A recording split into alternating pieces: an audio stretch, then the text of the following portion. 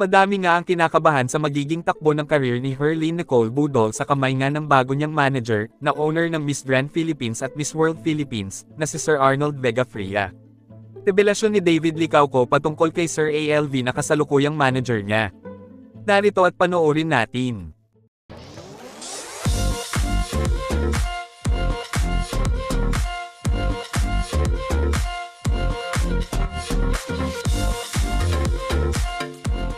Matapos nang mag-resign ni Sir Wilbert Tolentino bilang manager ni Herlyn Nicole Budol, ay madami nga ang natatakot sa kung paano na kaya ngayon ang magiging takbo ng career ni Miss Herlyn.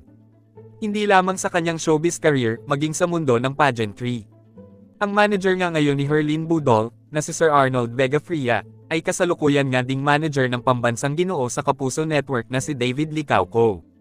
Kung saan, isang revelasyon nga sa showbiz career ni David ang ginawa ni Sir ALV na tipong nagmakaawa ito sa network upang mabigyan lamang ng role si David.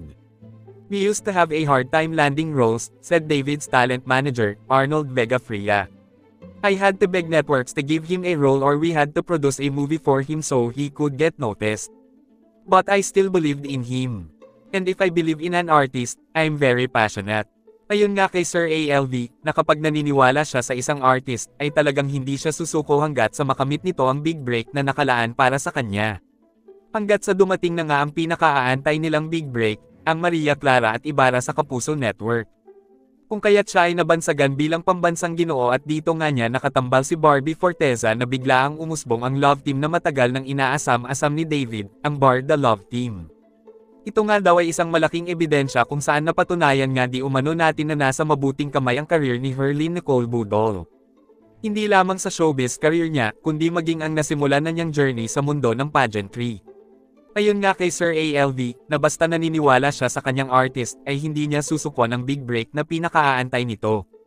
At ayon nga sa kanyang recent interview, si Sir ALV ay naghahanap na ng international pageant upang isabak ang kanyang bagong talent, na walang iba kundi si Herlyn Nicole Budol. Kayo, isa din ba kayo sa naniniwala na ang hindi natupad ni Sir Wilbert Tolentino na isabak sa international pageant si Herlyn Budol, ay ang bagong manager niya na si Sir Arnold Vega Fria ang magtutuloy ng naudlot na pangarap ni Miss Herlyn na ilaban o i-represent ang bansa?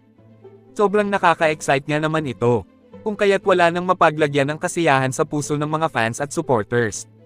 At kung ano ang inyong komento at saloobin, just comment down below at babasahin natin yan at pag-uusapan natin para sa ating susunod na video.